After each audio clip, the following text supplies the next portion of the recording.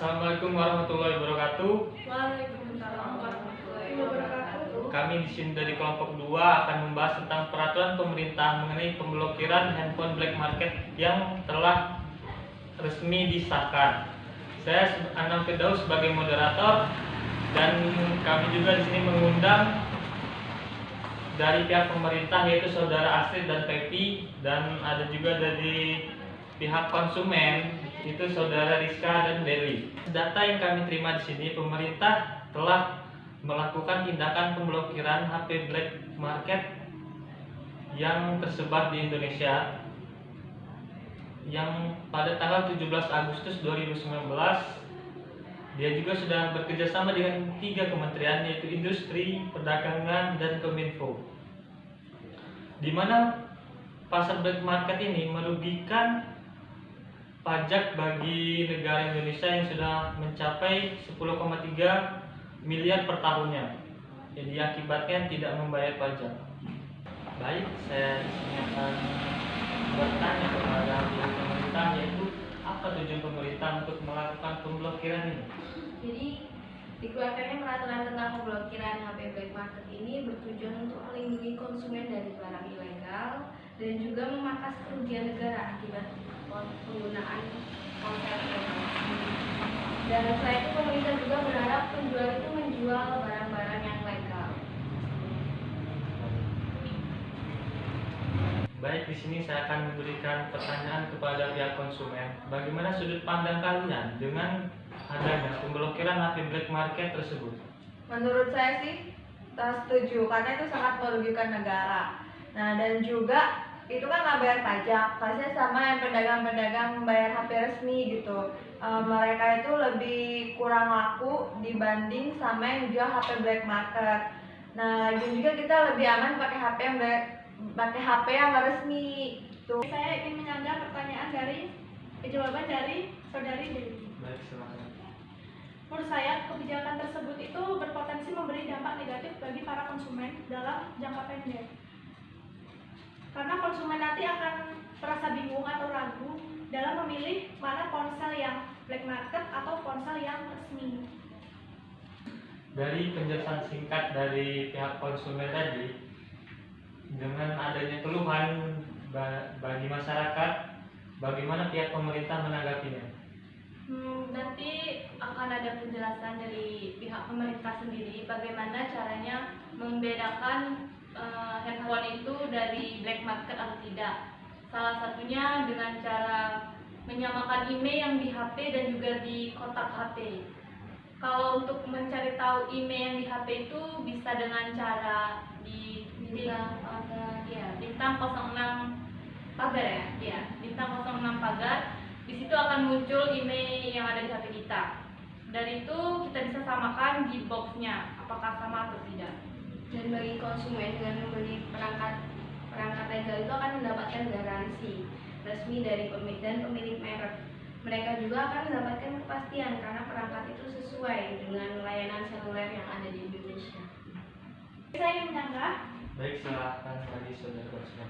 Kalau menurut saya itu konsumen itu nanti akan merasa takut kalau ingin membeli smartphone di pasar-pasar tertentu gitu kan. Dan sehingga bisa mengakibatkan harga permintaan akan turun di pasar itu. Begini, kalau HP black market itu biasanya ada di pasar online. Kalau untuk di pasar-pasar nyata itu cenderung sedikit, bahkan tidak ada. Tetapi bagaimana dengan orang yang sudah mempunyai ponsel dan tiba-tiba dia dinyatakan legal karena dia mengandung black market tadi? Legal atau ilegal? Ilegal maksud saya. Sorry. Ya nggak usah takut yang kalau udah pakai HP yang udah beli di black market itu, karena masih bisa dipakai. Kalau misalnya nanti mau ganti handphone yang baru, belinya itu yang harus ganti yang legal aja. Iya. Nggak usah takut. Karena layanan nggak langsung, kita pemblokiran yang akan kita terapkan ini tidak langsung memblokir secara Menyeluruh. kita memperlakukannya itu secara bertahap. Dengan penjelasan Anda tadi kan, itu secara bertahap dia membloknya kan Iya, black market itu. Nah, masih. bagaimana dengan penjual yang barangnya mungkin sampai sekarang masih ada? Jadi kita beri waktu kepada penjual itu selama 6 bulan untuk menghabiskan stok dia, untuk menjual sisa-sisa itu untuk dijual. Setelah April 2000 Setelah regulasi tersebut aktif pada April 2020, pemerintah itu tidak akan memberi ruang kepada pasar black market ini. Jadi hanya memberi waktu selama 6 iya, bulan. untuk menghabiskan barang-barangnya. Nah, setelah 6 bulan ini, apakah pemerintah benar-benar memblok sama sekali tidak ada barang masuk dari pasar black market ini? Iya. Setelah 6 bulan itu kita akan mempertegaskan lagi bahwa barang-barang yang tidak resmi akan kita blokir dan tidak akan bisa masuk ke pasar Indonesia lagi. Pasar perindustrian. Iya, pasar perindustrian Indonesia. Nah, bagaimana dengan pihak yang bagaimana dengan pihak yang tidak bertanggung jawab sepertinya masih melakukan gitu kan? Apakah ada sanksi tersendiri dari pihak pemerintah? Begini, walaupun mereka nekat untuk menjual barang itu, tetap tidak bisa digunakan ponsel itu di dalam dalam konsumen. Jadi percuma juga mereka nekat. Sia-sia. Ha-ha.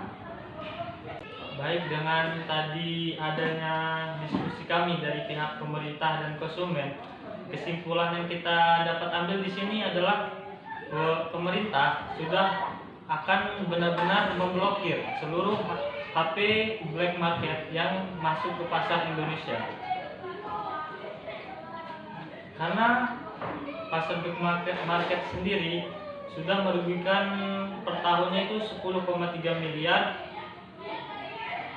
yang diakibatkan tidak membayar pajak ke negara, dan itu juga berpengaruh pada pihak yang resmi, penjual-penjual HP yang resmi, dia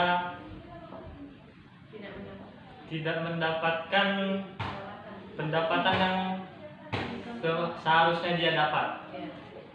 Oke, baiklah, di sini terima kasih bagi pihak pemerintah, Saudara Astrid dan Saudara Happy, dan pihak konsumen dari Saudara Rizka dan Saudari Deli. Kami ucapkan terima kasih dari kelompok 2. Wassalamualaikum warahmatullahi wabarakatuh.